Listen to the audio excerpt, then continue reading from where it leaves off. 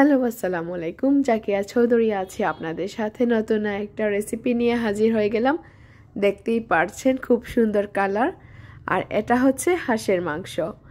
আলহামদুলিল্লাহ, যেহেতু এটা আমি স্বপ্ন থেকে নিয়ে এসেছি, তো খালা হচ্ছে প্রসেসিং করছেন, ভালো করে পুড়িয়ে নিচ্ছেন, তারপর কুটা বাছা করবেন। আর হাঁস খেতে অনেক ঝামেলা, হাঁস খেতে যেমন মজা, পরিষ্কার করতেও ঠিক তেমনই মজা, তাই না? ফান করলাম। আসলে অনেক কষ্ট হয়ে যায় একটা হাঁস যখন আমরা খেতে যাই, বা অনেক শখ হয় আমাদের হাঁস খেতে, কিন্তু বাছার জন্য আমরা অনেক সময় স্কিপ করি, যে অনেক কষ্ট হয় একটা হাঁস বাছতে। অনেক ছোট ছোট ছোট ছোট লুমা থাকে, তো সেগুলাকে বের করতে হয়।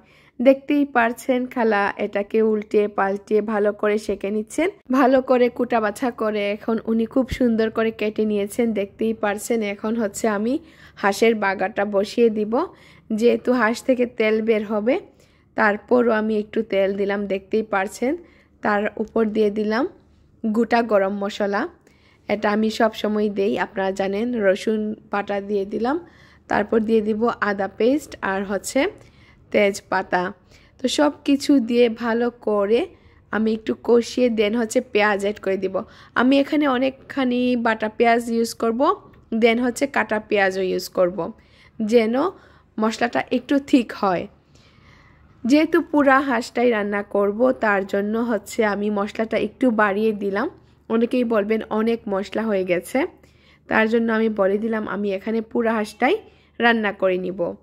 তো আলহামদুলিল্লাহ, দেখতেই পারছেন খুব সুন্দর করে আমি কষিয়ে নিচ্ছি, লবণ দিয়ে দিচ্ছি, গুঁড়া মশলা যা আছে সব কিছু একে একে দিয়ে ভালো করে কষিয়ে দেন হচ্ছে আমি মাংসটা অ্যাড করে দিব। হাঁসের মাংস যত কষাবেন ততই মজা, মাংসের একটা গন্ধ থাকে, সেই গন্ধটা চলে যায়। তো প্রথমে আমি অল্প আঁচে রেখে দিয়েছিলাম পানি বের হওয়ার জন্য, পরে আমি বেশি আঁচে সেটা হচ্ছে ভালো করে ভুনে নিয়েছি। ভুনে দেন হচ্ছে আমি ঝোলটা দিয়ে দিলাম। ভালো করে না কষালে হাঁসের মাংস খাওয়া যায় না, হাঁসের মাংসে একটা গন্ধ থাকে, এটা আমরা অনেকেই জানি। তো দেখতেই পারছেন আমি অনেকখানি মরিচ দিলাম, আসলে একটু ঝাল খাওয়ার ক্রেভিং উঠেছিল তাই। তো মশলাটাকে একটু কষিয়ে নিয়ে এখন হচ্ছে এই মাংসটা আমি অ্যাড করে দিব। আলহামদুলিল্লাহ, খুব সুন্দর করে ধুয়ে রেখেছেন খালা। তো আমার মাংস কষানো শেষ, এখন খালা সব কিছু দিয়ে দিচ্ছেন, হাঁসগুলা দিয়ে দিচ্ছেন। দিয়ে আমি এখন অল্প আঁচে রাখবো মাংসটা সিদ্ধ হওয়ার জন্য, পরে হচ্ছে আমি একটু কষিয়ে নিব, কষিয়ে দেন হচ্ছে ঝোল দিয়ে দিব। আর এখানে আমি একটা টমেটো ইউজ করেছি, যেন গ্রেভিটা আরেকটু ভারী হয়, তার জন্য। আলহামদুলিল্লাহ, এই তো ছোটো একটা ব্লগ শেয়ার করলাম হাঁসের মাংসের। আমি আগে রিল দিয়েছিলাম, হাঁসের মাংসের ব্লগটা আসবে।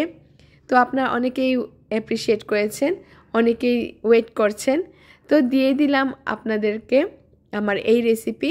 যদি ভালো লাগে অবশ্যই আমার পেজের সাথে থাকবেন, অবশ্যই আমাকে কমেন্টে জানাবেন আমার রান্নাগুলো আপনাদের কেমন লাগে।